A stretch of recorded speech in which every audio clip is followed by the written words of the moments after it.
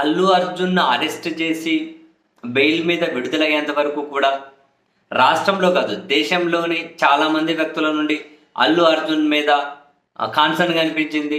Allu అర్జున్‌ను arrest చేయడం తప్పు అని చెప్పి ఖండించారు. రాష్ట్రం నుంచి దేశం వరకు చాలామంది, సామాన్యుల నుంచి కేంద్ర మంత్రుల వరకు కూడా ఈ ఎపిసోడ్ మీద స్పందించారు. అండ్ అల్లు అర్జున్ బయటకు వచ్చిన తర్వాత 2 సార్లు మీడియా దగ్గర ప్రతి ఒక్కరికి కూడా హృదయపూర్వక కృతజ్ఞతలు కూడా తెలియజేశారు, తనకు అండగా ఉన్న వాళ్ళకు, సపోర్ట్ ఉన్న వాళ్ళకు. అయితే వివిధ ప్లాట్ఫామ్స్ మీద ఆయనకు మద్దతుగా ఉన్న వాళ్ళు ఒక ఎత్తు, అండ్ డైరెక్ట్గా అల్లు అర్జున్ ఎపిసోడ్లో ఇన్వాల్వ్ అయ్యి తనను బయటకు తీసుకురావడంలో కంప్లీట్గా పని చేసిన వాళ్ళు మరొక ఎత్తు. ఇలా కంప్లీట్గా పని చేసిన వాళ్ళు ఎవరు అని అంటే ప్రధానంగా సరే, కుటుంబం అనేది ఎప్పుడు ఉంటుంది. కుటుంబం అనే కథ కాసేపు జస్ట్ ఒక పక్కన పెడితే, కుటుంబం అనేది ఎప్పుడు అల్లు అర్జున్కి అదే పెద్ద బలం అని చెప్పి ఆ ఎమోషన్ను చూసినా ఎవరికైనా అర్థమవుతుంది. కుటుంబం కాకుండా డైరెక్ట్గా పనిచేసిన వాళ్ళు ఎవరు అంటే మళ్ళీ కనిపించేది వినిపించేది జగన్మోహన్ రెడ్డి గారి కంపౌండే.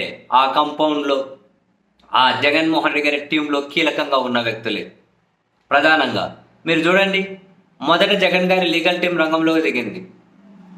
జగన్కి సంబంధించిన సొంత లాయర్గా భావించే వైసీపీ ఎంపీనే వైసీపీ ఎంపీనే కదా నిరంజన్ రెడ్డి. నిన్న మొత్తం ఎపిసోడ్లో ఆయనే కదా ఒక రకంగా హీరో.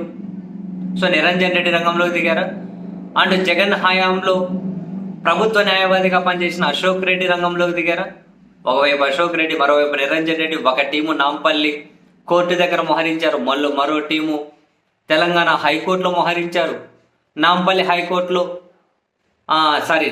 కోర్టులో అక్కడ మెజిస్ట్రేట్ రిమాండ్కి ఇగానే తెలంగాణ హైకోర్టులో మోహరించి ఉన్న టీం అల్లు అర్జున్కి బెయిల్ ఇప్పించడంలో కీలక పాత్ర పోషించింది. ఆ హైకోర్టు నుంచి నేరుగా చెంచల్ కూడా జైలుకు వచ్చారు. ఇక్కడ అధికారులతో సాయంత్రం రాత్రి వరకు సంప్రదింపులు జరిపారు. వదలాల్సిందే అని అయితే చెప్పారు.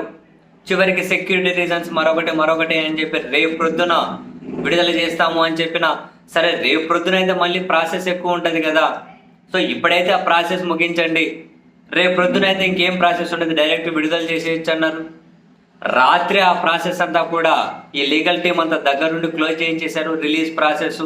అందుకే ఈరోజు అల్లు అర్జున్ ఉదయం 6:40, 6:45కి బయటకు వచ్చేసారు. రాత్రి ప్రాసెస్ అంతా పూర్తి చేశారు. అండ్ ఇది బయటకు వచ్చిన తర్వాత కూడా ఈ లీగల్ టీం వదలట్లేదు. పోలీసులు కోర్టు ధిక్కరణకు పాల్పడ్డారు. మళ్ళీ మేము కోర్టుకు వెళ్తామని అయితే వాళ్ళు చెప్పారు. సో చూడండి, మొదట లీగల్ టీం కంప్లీట్గా జగన్మోహన్ రెడ్డి గారికి సంబంధించినటువంటి టీం ఏదైతే ఉంటుందో, ఆయనకు సన్నిహితులుగా ఉన్న ఆయన సొంత టీంగా భావించే వాళ్ళు, ఈ టీం అంతా రంగంలోకి దిగింది. ప్రధాన పాత్ర వీళ్ళదే. అండ్ అదే సమయంలోనే జగన్మోహన్ రెడ్డి గారికి సంబంధించినటువంటి పార్టీ కార్యకర్తలు, ఆయన సానుభూతి పరులు వీళ్ళు అల్లు అర్జున్ అరెస్ట్ అక్రమం అనే విధంగా ఫుల్ సోషల్ మీడియాలో విరుచుకుపడింది వాళ్ళే. సోషల్ మీడియాలో మొదట అల్లు అర్జున్ అరెస్టును సమర్థించుకుంటూ కొన్ని పార్టీలు, కొందరు హీరోలకు సంబంధించిన వాళ్ళు హడావిడి చేసిన ఆ హడావిడి ఏమంటారు, ఆ అరెస్ట్ అక్రమం అని చెప్పి సోషల్ మీడియాలో వినిపించిన మాటల ముందు కొట్టుకుపోయింది. సరే, సోషల్ మీడియాలో జగన్మోహన్ రెడ్డి గారికి సంబంధించిన వాళ్ళు ఫుల్ ఫ్లెడ్జ్డ్గా దిగారు.